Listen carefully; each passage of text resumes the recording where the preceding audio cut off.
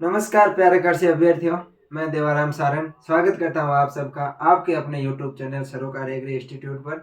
अभी तक आपने चैनल को शेयर नहीं किया है तो दोस्तों के पास शेयर जरूर कर दीजिए, चैनल को सब्सक्राइब कर दीजिए ताकि इस चैनल पे कोई भी जानकारी या वीडियो आए वो आपके लिए सबसे पहले उसका नोटिफिकेशन आपको मिलता रहे। अपन इस सीरीज के अंदर है वो जनरल हॉर्टिकल्चर पढ़ रहे थे। क्या पढ़ रहे थे अपन? जनरल हॉर्टिकल्चर के बारे में अपन पढ़ रहे थे। और जनरल हॉर्टिकल्चर की अगर अपन बात करें तो इसमें अपन है पिछले लगभग 3-4 क्लासेज हो गई है। उसमें अपन ने फर्स्ट क्लास के अंदर तो हॉर्टिकल्चर से संबंधित हॉर्टिकल्चर की बेसिक जानकारी ली थी कि भारत के अंदर किस प्रकार से है वो कृषि विभाग कार्य करता है, उसके बारे में जानकारी ली। आईसीआर की है अपन ने हिस्ट्री देखी थी। उसके बाद में नेक्स्ट क्लास में अपन ने हॉर्टिकल्चर की डेफिनेशन और हॉर्टिकल्चर के जो ब्रांचेज है और उनके जनक है उनके बारे में अपन ने अध्ययन किया था। उसके बाद में अपन ने फलों का वर्गीकरण पढ़ा था। और फलों के वर्गीकरण की बात करें तो अपन ने बीज पत्र के आधार पर फलों का वर्गीकरण पढ़ा था। किसके आधार पर? बीज पत्र के आधार पर। और बीज पत्र के आधार पर अपन ने फल एवं सब्जियों का वर्गीकरण पढ़ा। और बीज पत्र के आधार पर फल एवं सब्जियों को अपन ने दोस्तों दो भागों में बांटा था। कितने भागों में बांटा था स्टूडेंट्स? दो भागों में बांटा था, monocot fruits and dicot fruits. उसके बाद में अपन ने पिछली क्लास में monocot vegetables and monocot and dicot vegetables के बारे में पढ़े थे, यानी एक बीजपत्री सब्जियां और द्विबीजपत्री सब्जियां के बारे में अपन ने पढ़ा था। और अपन ने यह भी देखा था कि जो एक बीजपत्री सब्जियां हैं, कौन सी सब्जियां? एक बीजपत्री सब्जियां हैं, उनकी ट्री की अगर अपन बात करें कि एक बीजपत्री सब्जियां कौन कौन सी है, तो एक बीजपत्री सब्जियां है OGYAR, ऑनियन, गार्लिक, याम, अरबी और जमीकंद। कौन सी? ऑनियन यानी प्याज,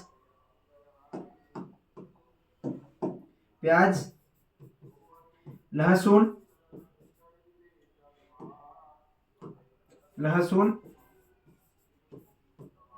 यहाँ मैंने रतालू, अरबी और जमीकंद। इनके अलावा जितनी भी सब्जियां हैं, इनके अलावा वो सब्जियां कौन सी होगी? द्विबीजपत्री होगी। और प्याज, लहसुन, रतालू, अरबी और जमीकंद है वो एक बीजपत्री सब्जी है। ये अपन ने पढ़े थे। अब इससे आगे अपन और क्लासिफिकेशन पढ़ रहे, अपन वर्गीकरण पढ़ रहे थे। उनमें से अपना एक वर्गीकरण हो गया था बीज पत्र के आधार पर। आज अपन है वो दूसरा वर्गीकरण पढ़ेंगे। ये वर्गीकरण पढ़ेंगे अपन श्वसन के आधार पर। किसके आधार पर पढ़ेंगे? श्वसन के आधार पर पढ़ेंगे। तो आप अपनी नोटबुक के अंदर हेडिंग लगाइए, श्वसन के आधार पर, श्वसन या पकने के आधार पर,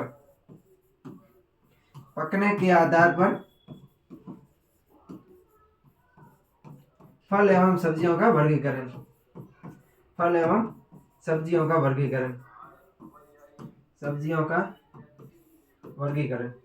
आज अपन पढ़ने वाले हैं वो श्वसन के आधार पर या पकने के आधार पर फल एवं सब्जियों का वर्गीकरण पढ़ेंगे कि कौन सी सब्जियां हैं जिनको अपन तोड़ने से पहले पका के तोड़ते हैं, और कौन सी फल या सब्जी ऐसी है जिनको अपन तोड़ने के बाद भी पका सकते हैं। उनके आधार पर फल एवं सब्जियों को है वो दो भागों में बांटा गया है। कितने भागों में बांटा गया है?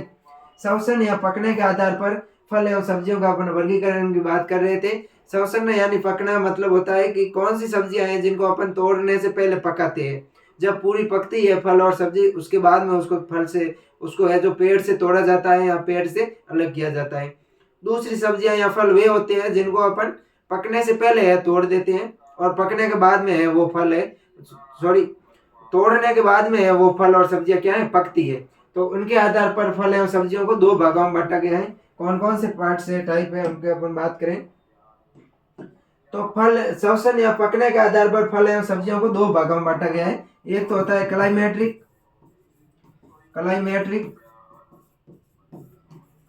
क्लाइमेट्रिक फ्रूट या वेजिटेबल्स, और दूसरी होती है नॉन क्लाइमेट्रिक और नॉन क्लाइमेट्रिक।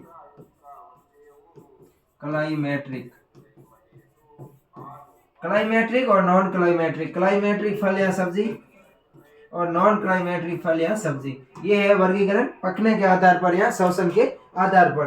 तो यह वर्गीकरण हो गया क्लाइमेट्रिक एवं नॉन क्लाइमेट्रिक। अब अपन एक पढ़ेंगे। पहला अपन पढ़ेंगे क्लाइमेट्रिक। तो हेडिंग डालिए क्लाइमेट्रिक। पहला अपना कौन सा है टाइप्स? पहला अपन टाइप्स पढ़ेंगे क्लाइमेट्रिक फ्रूट्स। कौन सा फ्रूट्स?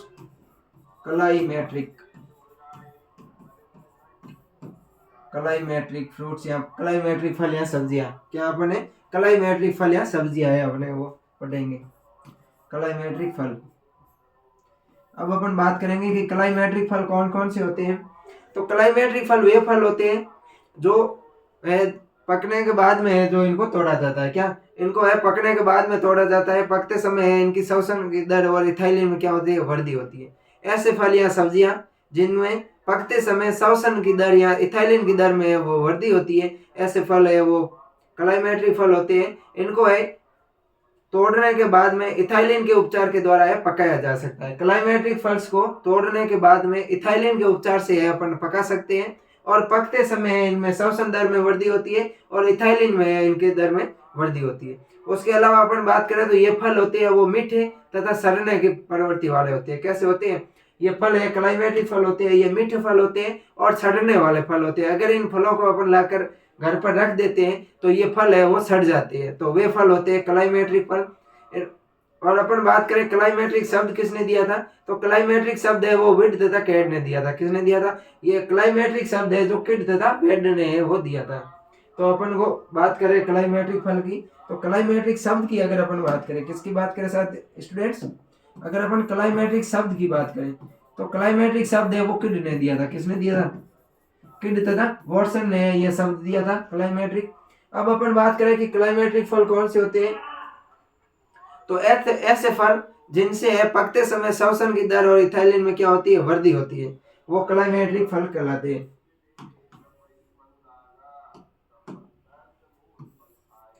ऐसे फल जिनसे पकते समय श्वसन की दर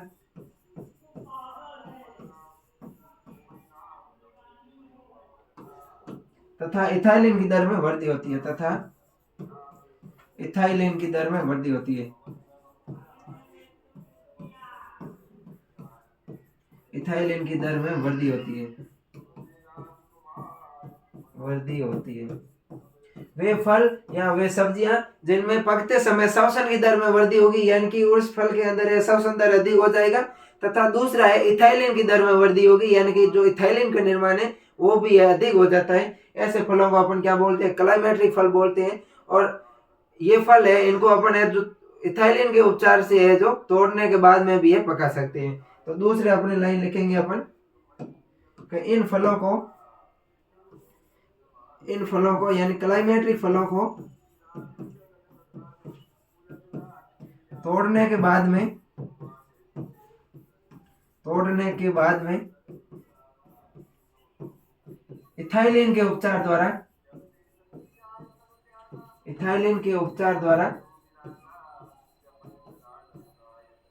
ऐसे फलों को या इन फलों को तोड़ने के बाद में इथाइलिन के उपचार द्वारा पकाया जा सकता है। इन फलों को है अपन इथाइलिन के उपचार के द्वारा है जो पका सकते हैं, यानी कि तोड़ने के बाद में भी है इन फलों को अपन है वो इथाइलिन से उपचारित करके इन फलों को अपन तोड़ से पका सकते हैं। उसके बाद में और अपन देखें तो ये फल होते हैं ये मीठे तथा सड़ने वाले होते हैं। कैसे होते हैं? जो क्लाइमेट्रिक फल है ये फल मीठे, क्लाइमेट्रिक फलों की अपन बात करें, ये फल मीठे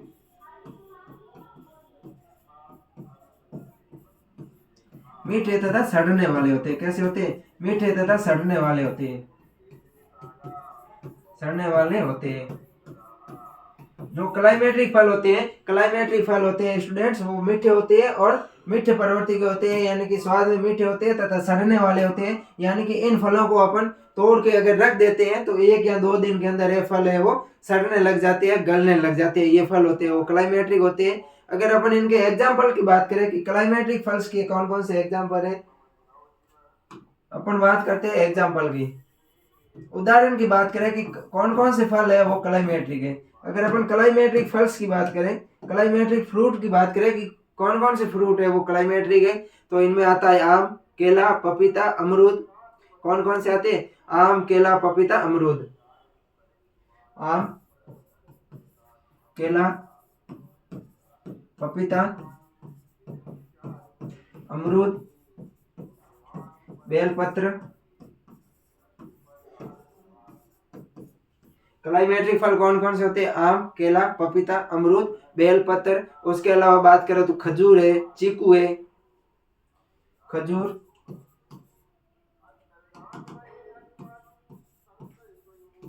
चीकू, सीताफल। तो ये फल है वो क्लाइमेट्रिक होती है। इसके अलावा और भी अपन देखें कि और कौन कौन से फल है वो क्लाइमेट्रिक होते हैं। तो सेब होता है क्लाइमेट्रिक, नाशपाती होता है, अंजीर होता है, सेब, नाशपाती, अंजीर,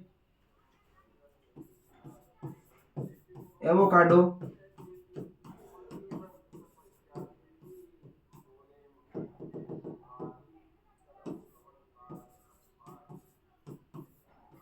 ये फल होते हैं कौन से होते हैं? क्लाइमेट्रिक होते हैं। इनके अलावा और भी अपन देखें तो एक कीवी फल होता है जो न्यूजीलैंड का राष्ट्रीय फल है। कीवी फल है वो भी कैसा होता है? कीवी फल, कीवी फल है वो भी कैसा होता है? क्लाइमेट्रिक होता है। तो ये होते हैं क्लाइमेट्रिक फल्स: आम, केला, पपीता, अमरूद, बेलपत्र, खजूर, चीकू, सीताफल, सेब, नाशपाती, अंजीर, एवोकाडो, कीवी फल। इन सभी फलों के वो वैज्ञानिक नाम अपन ने पढ़ लिए, वानस्पतिक नाम पढ़ लिए, इनका कुल पढ़ लिया, इनके गुण सूत्र संख्या पढ़ ली, उत्पत्ति पढ़ ली। तो ये सब है वो आप साथ साथ में याद करते रहिए। जैसे आम के आ गया तो अपन मन के अंदर है याद करना है कि आम का वानस्पतिक नाम है मेजिफेरा इंडिको है। इस प्रकार से है, इन सबको है याद करना। उसका उत्पत्ति स्थल इंडोमलाया है, गुण सूत्र संख्या है 40 है। और अपन फैमिली की बात करें तो एनाकार्डियेसी है इसकी फैमिली है। तो ये तो हो गई क्लाइमेट्रिक फल। अब अपन देखें क्लाइमेट्रिक सब्जियां कौन कौन सी है। तो टमाटर तथा खरबूज है वो क्लाइमेट्रिक सब्जियों के एग्जाम्पल है।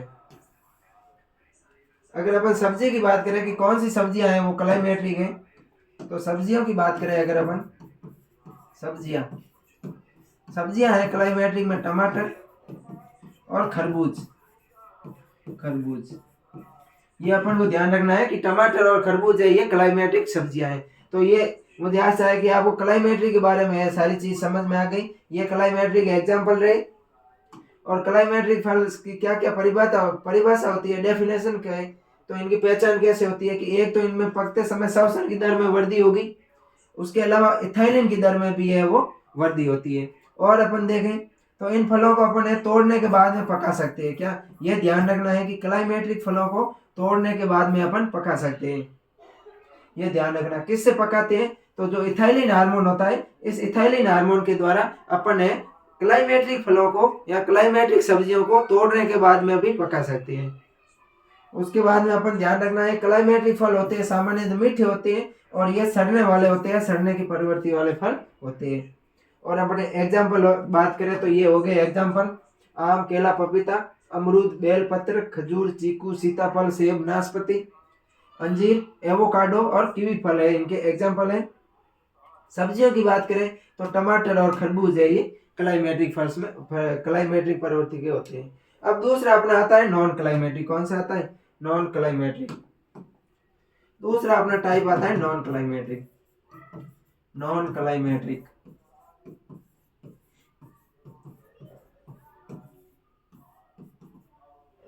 नॉन क्लाइमेट्रिक फल और सब्जियों की बात करें तो नॉन क्लाइमेट्रिक में श्वसन की दर में क्या होगी? कमी होगी। जब फल और सब्जियां पकेगी नॉन क्लाइमेट्रिक, तो पकते समय श्वसन की दर में कमी होती है और इथाइलिन की दर में भी कमी होती है। उनके अलावा इनको है जो इथाइलिन के उपचार के द्वारा है अपन पका नहीं सकते हैं। इनके ऊपर है इथाइलिन का जो उपचार होता है वो निष्क्रिय होता है। कैसा होता है? निष्क्रिय होता है। और इनको है अपन तोड़ने के बाद में है वो पका नहीं सकते।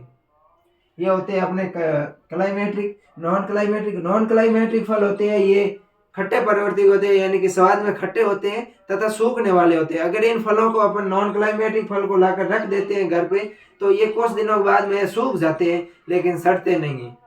तो ये होते हैं नॉन क्लाइमेट्रिक। अगर अपन इनकी डेफिनेशन लिखे तो नॉन क्लाइमेट्रिक फल या सब्जियां वे फल और सब्जी जिनमें है जो पकते समय श्वसन की दर और इथाइलिन की दर में क्या होती है? कमी होती है।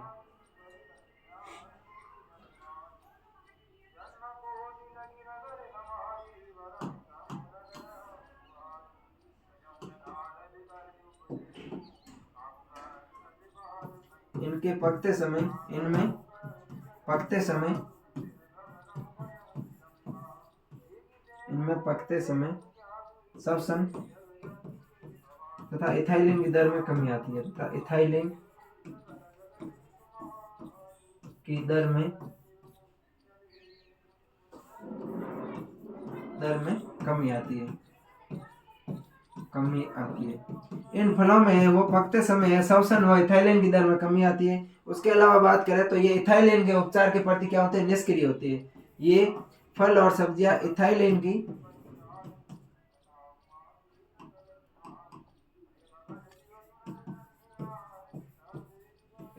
के उपचार के प्रति निष्क्रिय होते हैं। कैसे होते हैं, निष्क्रिय होते हैं, निष्क्रिय होते हैं। इन फलों को है जो इथाइलिन से उपचारित करते हैं, फिर भी ये निष्क्रिय होते हैं, इथाइलिन के उपचार से ये पकते नहीं है। अर्थात इन फलों को तोड़ने के बाद में पका नहीं सकते, इनको तोड़ने के बाद में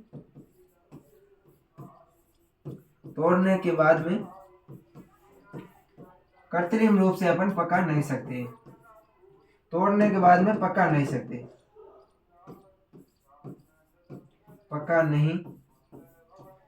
हैं।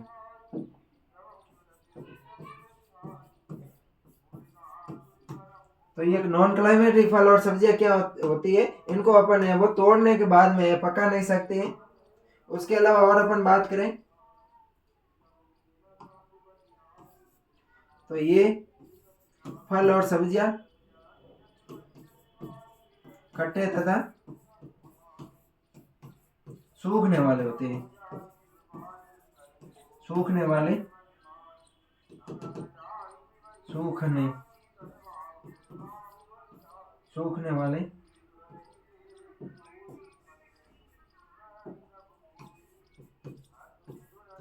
होते हैं। नॉन क्लाइमेटिक फल और सब्जियां क्या होती है कि इनमें पकते समय श्वसन की दर और इथाइलिन की दर में वृद्धि होती है, श्वसन की दर और इथाइलिन की दर में कमी आती है। और ये फल है वो इथाइलिन के उपचार के प्रति क्या होते हैं, निष्क्रिय होते हैं, इथाइलिन के उपचार के प्रति निष्क्रिय होते हैं। उसके बाद में है कि इनको अपन तोड़ने के बाद में पका नहीं सकते। ये आपको ध्यान रखना है, मोस्ट इंपॉर्टेंट लाइन है कि नॉन क्लाइमेटिक फलों और सब्जियों को अपन तोड़ने के बाद में है वो पका नहीं सकते हैं। और ये फल होते हैं सामान्यतः खट्टे होते हैं तथा सूखने वाले फल होते हैं, यानी कि इन फलों को अपन ला के रख देते हैं, तोड़ने के बाद में ये फल है वो सूख जाते हैं।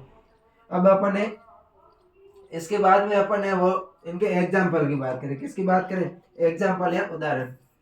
अगर मैं उदाहरण की बात करूं और फलों की बात करूं तो उदाहरण में फल की अगर अपन देखें तो पहले तो आएगा नींबू वर्गीय फल। कौन से, नींबू वर्गीय फल। नींबू वर्गीय फल, जितने भी नींबू वर्गीय फल है वो सब कौन से आते हैं, नॉन क्लाइमेटिक फल्स में आते हैं, जो अपन ने पिछले एग्जाम्पल में नहीं लिखे। जैसे मैंने वहां बेलपत्र आपको बता दिया है, तो वो बेलपत्र है क्लाइमेटिक होता है। उसके अलावा जितने भी नींबू वर्गीय फल है वो सब कौन से कैसे होते हैं, नॉन क्लाइमेटिक होते हैं। उसके बाद में और अपन देखें तो अंगूर है, अनार है, आंवला, बेर, लीची। कौन से फल है, अंगूर, अनार, आंवला, अनार, अंगूर, आंवला, बेर, जी बस रहमनेसी जिसको अपन बोलते हैं, बेर, और कौन से, लीची। ये फल होते हैं नॉन क्लाइमेटिक होते हैं। इनके अलावा और अपन बात करें कि कौन से होते हैं तो पाइनएप्पल और स्ट्रॉबेरी होते हैं। कौन से होते हैं, पाइनएप्पल और स्ट्रॉबेरी, जिसको अपन अनानास भी बोलते हैं। पाइनएप्पल को एक बीजपत्री फल है पाइनएप्पल।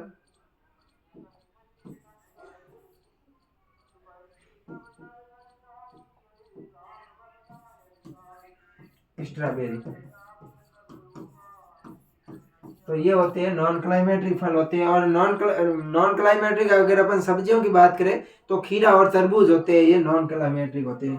अगर अपन सब्जियों की बात करें, किसकी बात करें साथियों, स्टूडेंट्स, सब्जियों की अगर अपन बात करें स्टूडेंट, तो सब्जियां होती है खीरा तथा तरबूज, खीरा और तरबूज। खीरा और तरबूज होती है, ये नॉन क्लाइमेटिक होते हैं। और नींबू वर्गीय फल अंगूर, अनार, आंवला, बेर, लीची, पाइनएप्पल और स्ट्रॉबेरी होती है, ये भी क्या होते हैं, नॉन क्लाइमेटरी। तो ये अपन ने एक वर्गीकरण। दूसरा वर्गीकरण है, पहला अपन ने बीज पत्र के आधार पर पढ़ लिया। पहला अपन ने पढ़ा वर्गीकरण बीज पत्र के आधार पर। दूसरा वर्गीकरण अपन ने श्वसन या इथाइलिन की दर या पकने के आधार पर पढ़ लिया है। अब अपन इसे आगे अगला है तीसरा वर्गीकरण है वो पढ़ने वाले हैं। तो दो वर्गीकरण अपने फल एवं सब्जियों का दो वर्गीकरण हो गया है। अब अपन बात करते हैं तीसरे वर्गीकरण की। और फल एवं सब्जियों में तीसरे वर्गीकरण की अगर मैं बात करूं तो तीसरा अपना वर्गीकरण है वो है परागण के आधार पर। किसके आधार पर? परागण के आधार पर। परागण यानी पॉलिनेशन। पॉलिनेशन के आधार पर वर्गीकरण। परागण के आधार पर है वो फल और सब्जियों का है अपन वर्गीकरण पढ़ने वाले हैं। परागण की बात करें कि परागण क्या होता है और परागण के आधार पर फल और सब्जियों को कितने भागों में बांटा गया है, उनकी अगर अपन बात करें तो परागण के आधार पर है फल और सब्जियों को दो भागों में बांटा गया है, सेल्फ पॉलिनेशन और क्रॉस पॉलिनेशन। कौन कौन सी है? सेल्फ पॉलिनेशन और क्रॉस पॉलिनेशन। अगर अपन बात करें परागण की, किसकी बात करें? परागण की बात करें कि परागण क्या होता है, तो परागण होता है वो पुष्पों के है या जो पादप होते हैं इनमें जनन में है वो सहायक होते हैं होने वाली क्रिया है कि पुष्प के पुंकेसर से पराग कोशों का परागकण का वर्तिकाग्र तक पहुंचने की जो क्रिया होती है उसको अपन क्या बोलते हैं? परागण बोलते हैं। क्या बोलते हैं? परागण बोलते हैं। पुष्प के पराग कोश से परागकण का वर्तिकाग्र तक पहुंचने की क्रिया क्या कहलाती है? परागण या पॉलिनेशन कहलाती है। तो पहले तो अपन पॉलिनेशन की डेफिनेशन लिख लेते हैं। वैसे डेफिनेशन एग्जाम के अंदर पूछी नहीं जाती है लेकिन फिर भी है कि कोई पूछ ले पॉलिनेशन की डेफिनेशन क्या होती है। पॉलिनेशन की डेफिनेशन की अगर अपन बात करें, इसकी परिभाषा की बात करें, परिभाषा क्या होती है कि पुष्प के पराग कोश से पराग कणों का पुष्प की वर्तिकाग्र तक पहुंचने, पुष्प की वर्तिकाग्र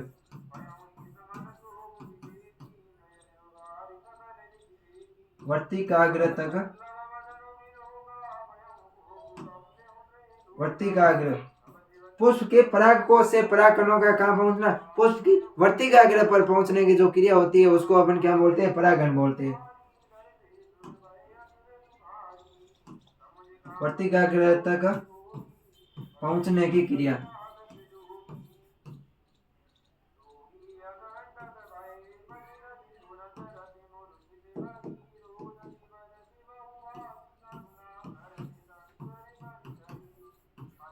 परागण या पॉलिनेशन कहलाती है। पॉलिनेशन क्या होती है कि पुष्प के परागकोश से परागकणों का पुष्प की वर्तिकाग्र तक पहुंचने की प्रक्रिया ये होती है, परागण कहलाती है। अगर पुष्प एक ही प्रकार का पुष्प है यानी कि एक ही जाति के पुष्प है, एक पौधे पर फूल लगे हुए हैं तो उसमें होगा वो सेल्फ पॉलिनेशन होगा जिसको अपन स्व परागण बोलते हैं। और अगर दूसरे पौधे पर है तो उसको अपन बोलते हैं परागण या क्रॉस पॉलिनेशन। तो परागण की अगर अपन बात करें तो परागण दो प्रकार के होते हैं। अपन टाइप्स की बात करें, टाइप्स ऑफ पॉलिनेशन की बात करें, अपन परागण के प्रकार की बात करें, टाइप्स ऑफ पॉलिनेशन।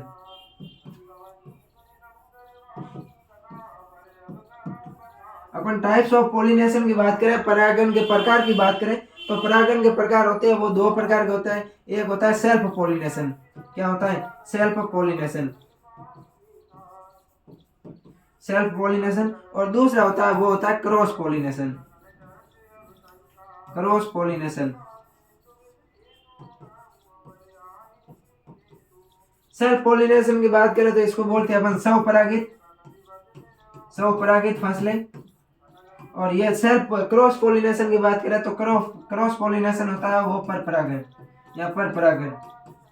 स्वपरागण और परपरागण होता है वो क्रॉस पॉलिनेशन और सेल्फ पॉलिनेशन होता है। तो इनकी अगर अपन डेफिनेशन की बात करें कि सेल्फ पॉलिनेशन होता है वो क्या होता है, क्रॉस पॉलिनेशन होता है वो क्या होता है, इनके वो कितने प्रकार होते हैं, उन सब की बात करें अगर अपन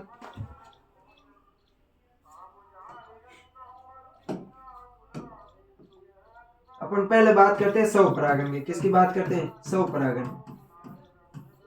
स्वपरागण की अगर अपन बात करें और माने कि ये अपना एक पौधा है, क्या है? ये है एक अपना पौधा है, और ये पर पौधे पर है वो फूल लगा हुआ है। क्या लगा हुआ है? पौधे पर है ये फूल लगा हुआ है।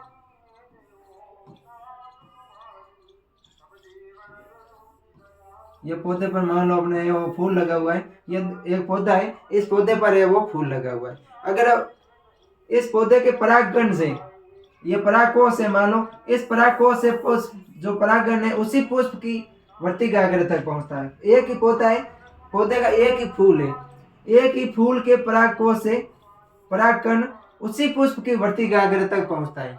इसमें फूल है वो चेंज नहीं होता है, तो उसको अपन बोलते हैं ऑटोगेमी। क्या बोलते हैं? ऑटोगेमी या स्वयुग्मन बोलते हैं। इसको अपन क्या बोलेंगे? ऑटोगेमी।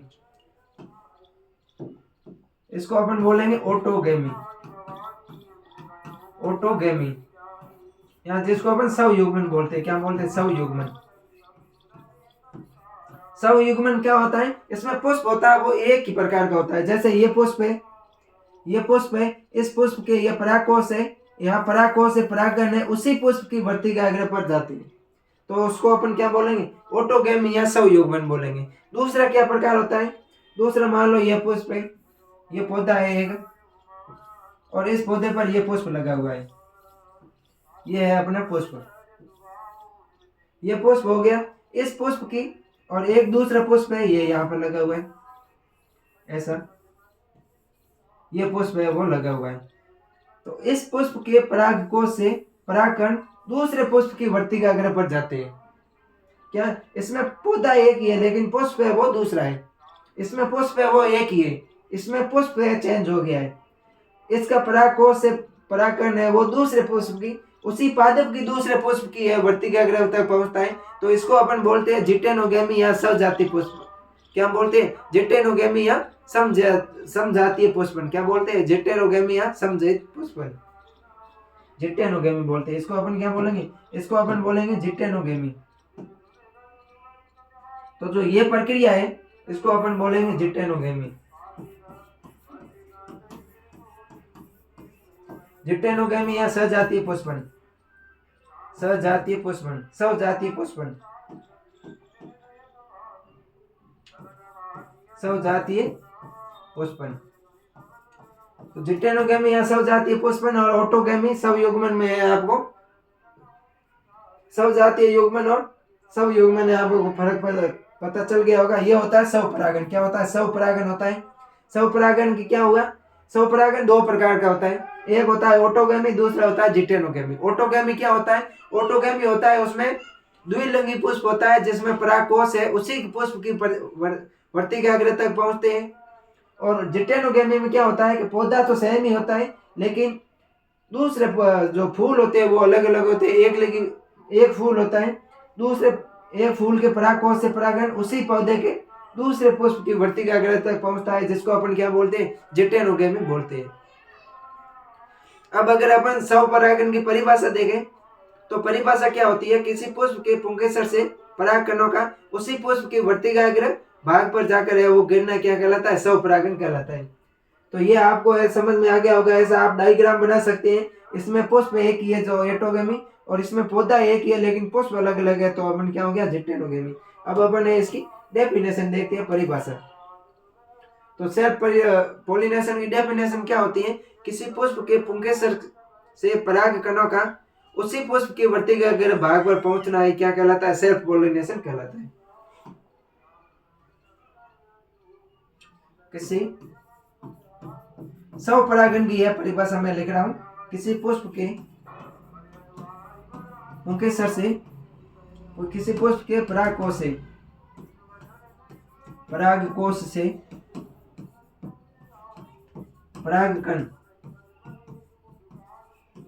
परागकणों का उसी पुष्प की वर्तिकाग्र तक पहुंचना,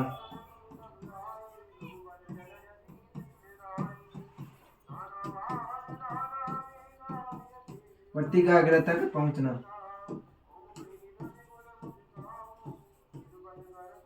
क्या कहलाता है? स्वपरागण कहलाता है। स्वपरागन को है मैंने समझाने की कोशिश की है, मुझे आशा है कि आपको समझ में आ गया होगा। फिर भी अगर कोई चीज़ आपको समझ में नहीं आती है तो आप कमेंट कर देना, मैं आपको अलग सेशन के माध्यम से वो समझा दूंगा। अब अपन देखते हैं कि कौन कौन से फल है वो स्वपरागित होते हैं और कौन कौन सी है जो परपरागित होते हैं। स्वपरागित अपन फलों की बात करें तो स्वपरागित फल होते हैं अंगूर तथा आड़ू। कौन से होते हैं? अंगूर तथा आड़ू। अब इनके एग्जाम्पल की अगर अपन बात करें, फल की देखें तो स्वपरागित फल होते हैं अंगूर और दूसरा होता है वो होता है आड़ू। क्या होता है? आड़ू। ये हो गया स्वपरागित फल। और अपन स्वपरागित सब्जियों की अगर बात करें तो स्वपरागित सब्जियों में आलू, मटर, टमाटर, मेथी है, ये आती है। सब्जियां कौन कौन सी है? सब्जियों की अगर अपन बात करें, सब्जियों की बात करें तो आलू, मटर, टमाटर, मेथी, ये सब्जियां है मुख्य रूप से क्या होती है? स्वपरागित सब्जियां होती है। और अब अपन बात कर रहे हैं कि स्वपरागन के लिए कौन कौन से कारक है वो जिम्मेदार होते हैं, कौन कौन सी परिस्थितियां या कौन कौन से कारक होते हैं वो स्वपरागन को बढ़ावा देते हैं। उनकी अगर अपन बात करें, स्वपरागन को बढ़ावा देने वाले कारक, स्वपरागन को बढ़ावा देने वाले कारक, बढ़ावा देने वाले कारक कौन से कारक है या कौन से कारण है जिसके कारण है वो स्वपरागन है वो होता है। तो स्वपरागन को जो बढ़ावा देने वाले कारक है उसमें है क्लेस्टोगेमी और होमोगेमी। क्या है? पहला कारक है वो है क्लेस्टोगेमी। पहला कारक है वो कौन सा है? क्लेस्टोगेमी।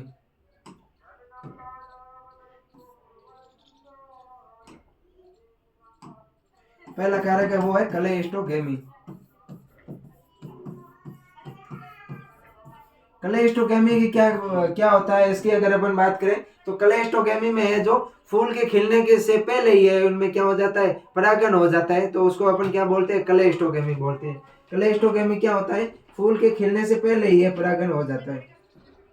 क्लेस्टोगेमी में क्या होता है कि फूल के खिलने से पहले ही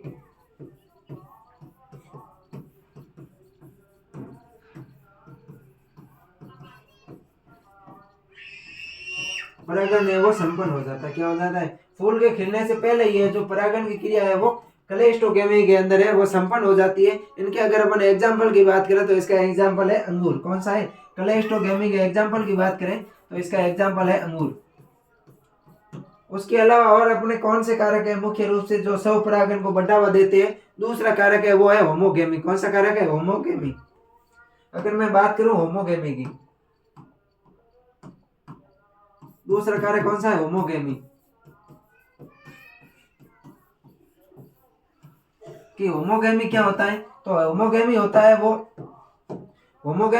वो जब फूल खिलते हैं तो फूलों के खिलने के साथ साथ में परागन की क्रिया संपन्न हो जाती है। फूल के खिलने के साथ में परागन की क्रिया क्या हो जाती है? संपन्न हो जाती है। फूल के खिलने के साथ में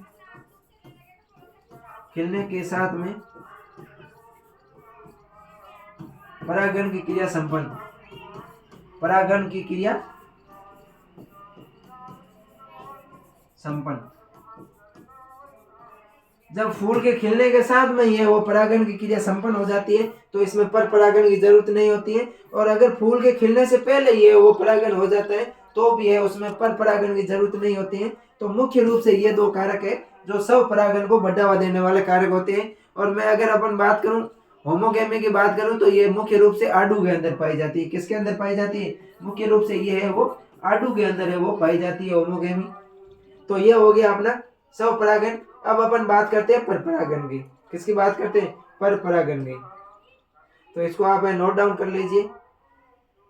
अगर मैं बात करूं परपरागन की, स्वपरागन हो गया, स्वपरागित सब्जी फल और सब्जियां हो गई। फल और मुख्य रूप से जो स्वपरागित फल है उसमें है अंगूर तथा आड़ू। अंगूर के अंदर है वो क्लेस्टोगेमी पाई जाती है और आड़ू के अंदर है वो होमोगेमी पाई जाती है। क्लेस्टोगेमी क्या होता है? तो फूल है वो खिलने से पहले ही है उसके अंदर परागन हो जाता है और अगर फूल के खिलते समय परागन होता है तो उसको बोलते हैं अपन होमोगेमी, जो है आड़ू के अंदर पाई जाती है। अब अपन दूसरा देखते हैं परपरागन। किसके बारे में बात करेंगे? अब अपन बात कर रहे हैं परपरागन के बारे में। पर परागण, जिसको अपन बोलते हैं cross pollination. Cross pollination.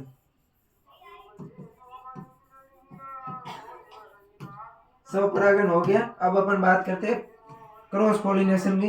Cross pollination में क्या होता है, ये मान लो एक पौधा है, ये यहाँ पर इस पौधे के फूल लगा हुआ है,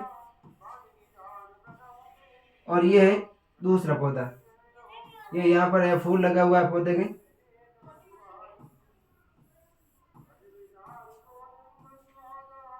ऑटोगैमी में क्या होता था, इसी परागकोश से परागकण इसी पुष्प पे आके गिरते थे, वो ऑटोगैमी हो गया।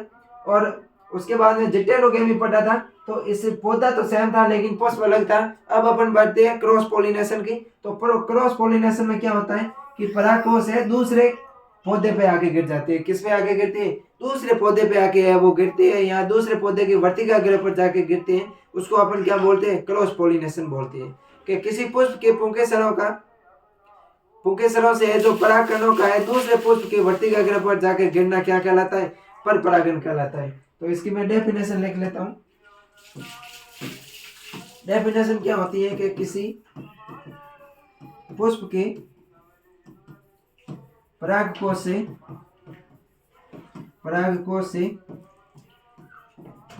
परागकणों का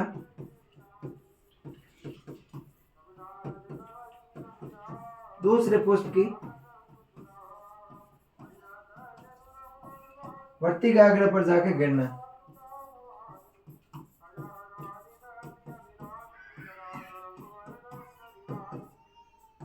इसमें क्या होता है, पौधा है वो चेंज होते हैं, तो उसको अपन क्या बोलते हैं, क्रॉस पोलिनेशन बोलते हैं। और क्रॉस पोलिनेशन है वो किसके द्वारा होता है, तो हवा के द्वारा हो सकता है या कीटों के द्वारा हो सकता है। तो इसकी डेफिनेशन लिख लो।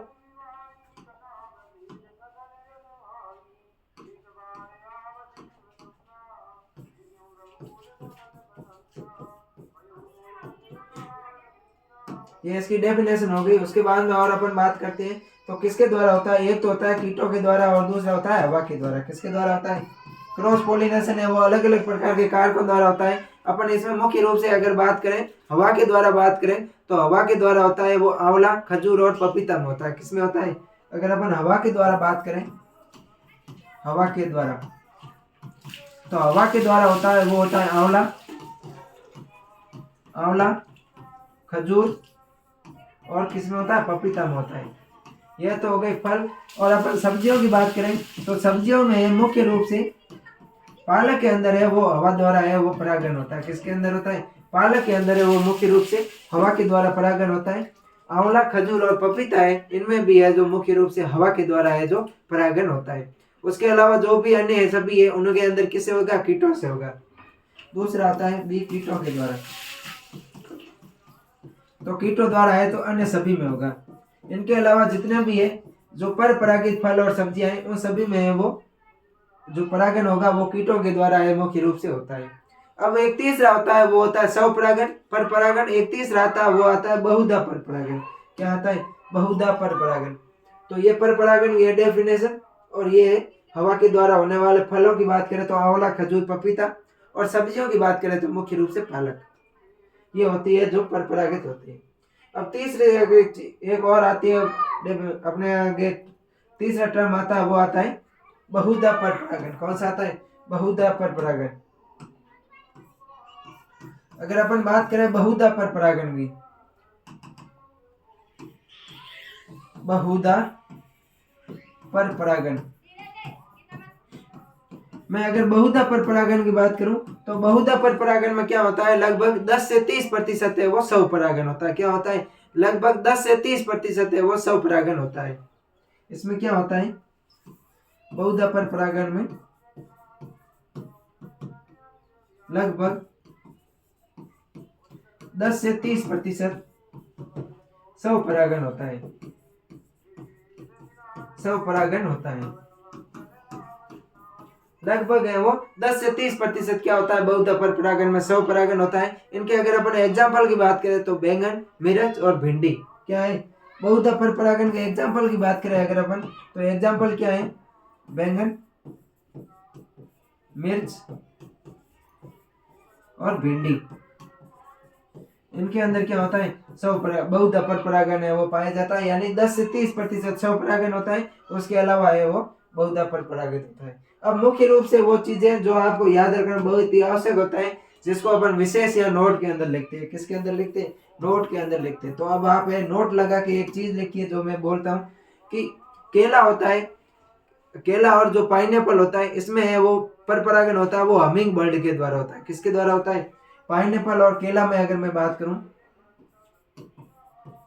पाइनएप्पल की मैं बात करूं और केला की अगर मैं बात करूं, तो इसके अंदर जो पर परागण होता है वो किससे होता है? हमिंग बर्ड से होता है। किससे होता है? Humming bird. मैं अगर केला और पाइनएप्पल की बात करूं तो केला और पाइनएप्पल में जो परागण होता है वो किससे होता है? केला और परागण में जो परागण होता है वो होता है हमिंग बर्ड से। किससे होता है? हमिंग बर्ड से। उसके अलावा मैं बात करूं आम में, किसकी बात करूं? मैं आम की अगर बात करूं तो आम के अंदर जो परागण होता है ये होता है परागण कारक। ये मतलब पर परागण है वो किसके कारण होता है? जो पाइनएप्पल होता है इसमें हमिंग बर्ड से होता है। और अगर अब मैं आम की बात करूं तो आम के अंदर जो परागण पर परागण होता है वो घरेलू मक्खी से होता है। किससे होता है? घरेलू मक्खी। घरेलू मक्खी, जिसको अपन मस्का डोमेस्टिका बोलते हैं। क्या बोलते हैं? मस्का डोमेस्टिका। डोमेस्टिका। तो घरेलू मक्खी है जो मस्का डोमेस्टिका, उसके द्वारा है जो आम के अंदर है वो परागण होता है। अगर मैं बैंगन की बात करूं, किसकी बात करूं? बैंगन की, तो बैंगन में जो परागण होता है वो बम्बल बी से होता है। किससे होता है? बम्बल बी। बैंगन में पर परागण किसके कारण होता है? बम्बल बी से होता है। पाइनएप्पल हमिंग बर्ड से। आम के अंदर होता है घरेलू मक्खी या मस्का डोमेस्टिका से होता है। खजूर की मैं अगर बात करूं तो खजूर में पर परागण होता है वो होता है हस्त परागण। कौन सा होता है? हस्त परागण। हस्त परागण या जिसको अपन कृत्रिम परागण भी बोलते हैं, कृत्रिम परागण।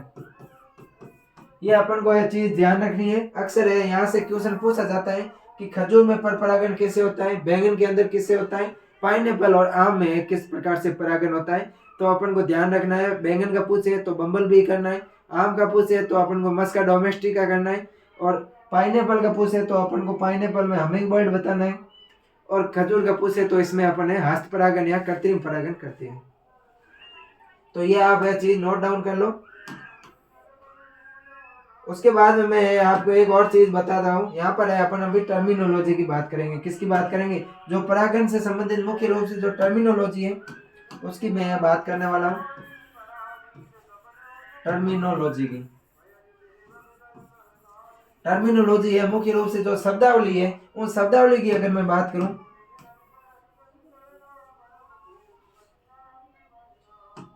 शब्दावली की अगर मैं बात करूं तो शब्दावली मुख्य रूप से है वो अपन पढ़ने वाले हैं। जैसे इसमें पहली शब्दावली है वो है एंटोमोफिली। कौन सी है? एंटोमोफिली। एंटोमोफिली। अगर मैं बात करूं एंटोमोफिली क्या होते हैं, तो जितने भी कीट परागित पादप है, कीट के द्वारा है जो कीट के द्वारा परागित होने वाले पादप है उसको अपन क्या बोलते हैं? एंटोमोफिली बोलते हैं। क्या बोलते हैं? एंटोमोफिली।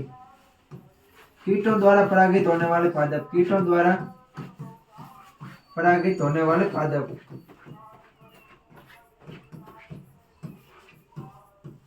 कीटों द्वारा परागित होने वाले पादप क्या कहलाते हैं? एंटोमोफिलिक कहलाते हैं। उसके मैं अलावा बात करूं एनिमोफिली की बात करूं तो हवा द्वारा है जो परागित होती है उसको अपन क्या बोलते हैं? एनिमोफिलिक बोलते हैं।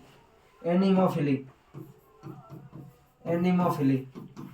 अगर मैं बात करूं एनिमोफिली की तो हवा द्वारा जो परागित होने वाले पादप है एनिमोफिली होती है, वो किससे परागित होते हैं? हवा द्वारा परागित। हवा द्वारा परागित। हवा द्वारा परागित होने वाले पादप है वो क्या कहलाते हैं? एनिमोफिली कहलाते हैं। कीटों द्वारा परागित होने वाला पादप है वो एंटोमोफिली कहलाते हैं, और पक्षियों द्वारा परागित होने वाले पादप है वो ऑर्निथोफिली कहलाते हैं। क्या कहलाते हैं? ऑर्निथोफिली। ऑर्निथोफिली। वे पादप जिसके अंदर पक्षियों द्वारा है पर परागण होता है उसको अपन क्या बोलते हैं? ऑर्निथोफिली बोलते हैं। पक्षियों द्वारा परागण। इन पादपों के अंदर है वो पक्षियों द्वारा परागण होता है। किसके द्वारा होता है? पक्षियों के द्वारा है जो परागण होता है उन पादपों को अपन बोलते हैं ऑर्निथोफिली। उसके अलावा अपन बात करें कि जिसके जल के द्वारा है परागण होता है उनको अपन क्या बोलते हैं, हाइड्रोफिली बोलते हैं। क्या बोलते हैं, हाइड्रोफिली। हाइड्रोफिली, हाइड्रोफिली वे पादप जिनके है जल द्वारा परागण होता है, जिनमें क्या किसके द्वारा परागण होता है, जल द्वारा परागण, जल द्वारा परागण। ऐसे पादप जिनके अंदर है वो जल के द्वारा परागण होता है उन पादपों को अपन क्या बोलते हैं, हाइड्रोफिली बोलते हैं। क्या बोलते हैं, हाइड्रोफिली है वो बोला जाता है। उसके अलावा और भी अपन बात करें जिसके अंदर है तितलियों के द्वारा है परागण होते हैं उनको अपन है साइकोफिली बोलते हैं। क्या बोलते हैं, साइकोफिली। अगर मैं साइकोफिली की बात करूं, साइकोफिली, तो साइकोफिली में है वो तितलियों के द्वारा परागण होता है। किसके द्वारा होता है, तितलियों के द्वारा। जिन फलों के अंदर या जिन पादपों के अंदर तितलियों के द्वारा परागण होता है उन पादपों को अपन क्या बोलते हैं, साइकोफिली है वो कहते हैं। उसके अलावा मैं और बात करूं जो चींटियों के द्वारा है जिसके अंदर परागण होता है उसको अपन है मिरमेकोफिली बोलते हैं। क्या बोलते हैं, मिरमेकोफिली। मिरमेकोफिली। अगर मैं बात करूं मिरमेकोफिली की तो इनके द्वारा है जो चींटियों के द्वारा है परागण होता है। किसमें होता है, चींटियों द्वारा परागण, चींटियों द्वारा। जिसके अंदर है वो चींटियों द्वारा परागण होता है उसको अपन क्या बोलते हैं, मिरमेकोफिली बोलते हैं। उसके अलावा मैं बात करूं चमगादड़ की बात करूं तो उसको अपन है कीरोपरेटोफिली है अपन बोलते हैं। क्या बोलते हैं, अगर मैं बात करूं चमगादड़ों की तो उसको है अपन कीरोप्टेरोफिली बोलते हैं। क्या बोलते हैं, कीरोप्टेरोफिली, कीरोप्टेरोफिली। यानी कि इसमें है परागण होगा वो किससे होगा, चमगादड़ से होगा। किससे होगा, चमगादड़।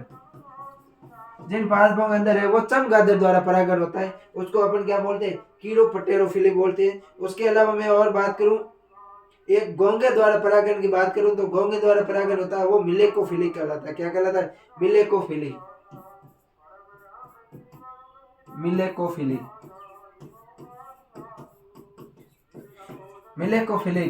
मिलेकोफिली में परागण है वो किसके द्वारा होता है, घोंघे द्वारा होता है। किसके द्वारा होता है, जो मोलस्क का संघ जीव होते हैं घोंघे, उन घोंघों के द्वारा है जो मिलेकोफिली पादपों में है वो परागण होता है।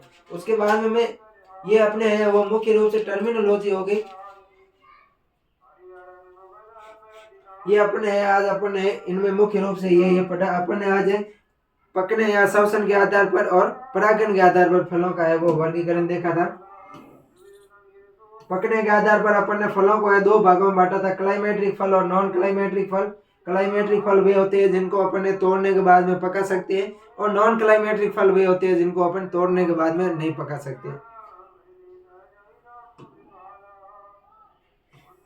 उसके बाद में मैं और बात करूं तो आप है वो एक जो ऊपर अपने कॉपी का हाशिया होता है वहां पर है वो लिख लीजिए कि फलों को कृत्रिम रूप से पकाने के लिए इथाइलिन का प्रयोग करती है। किसका प्रयोग करते हैं, इथाइलिन का। फलों को कृत्रिम रूप से पकाने के लिए,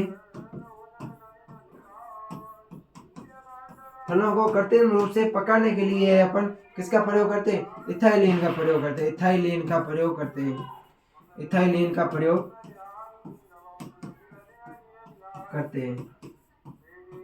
फलों को कृत्रिम रूप से पकाने के लिए अपन किसका प्रयोग करते हैं, इथाइलिन का प्रयोग करते हैं। उसके अलावा अपन और देखें कि इथाइलिन अवशोषक रसायन कौन सा है तो वो है KMnO4। इथाइलिन अवशोषक रसायन, इथाइलिन अवशोषक रसायन, अवशोषक रसायन कौन सा है, KMnO4 या पोटेशियम परमैंगनेट, KMnO4 जिसको अपन पोटेशियम परमैंगनेट बोलते हैं। पोटेशियम परमैंगनेट, पोटेशियम परमैंगनेट है वो इनको बोलते हैं KMnO4 को। ये होते हैं जो इथाइलिन अवशोषक रसायन होते हैं और फलों को कृत्रिम रूप से पकाने के लिए अपन इथाइलिन का है वो प्रयोग करते हैं। तो आज की क्लास को अपन इतना ही पढ़ेंगे, इससे आगे होगा वो अपन नेक्स्ट क्लास में पढ़ेंगे। मुझे आशा है कि जो आज अपन ने पढ़ा है ये आपको समझ में आ गया होगा। अगर कोई भी चीज़ समझ में नहीं आती है तो आप कमेंट करके ज़रूर बताएं। अपने दोस्तों के पास में भी है इस वीडियो को ज़्यादा से ज़्यादा शेयर कीजिए ताकि उनको भी है वो अधिक से अधिक फायदा हो सके। एलएसए की भर्ती है, पशुधन सहायक भर्ती, वो भी है, सरकार ने उसकी भी विज्ञप्ति जारी कर दी है। जल्द ही है वो अपने सुपरवाइजर की भी विज्ञप्ति जारी कर दी जाएगी। तब तक आप जो डब्ल्यू की तैयारी कर रहे हैं वो तैयारी कीजिए। और जेट सीयूटी के एग्जाम के भी है, अपन इन क्लासों के द्वारा हॉर्टिकल्चर को मजबूत कर सकते हैं। तो मिलते हैं नेक्स्ट क्लास में, तब तक के लिए थैंक यू।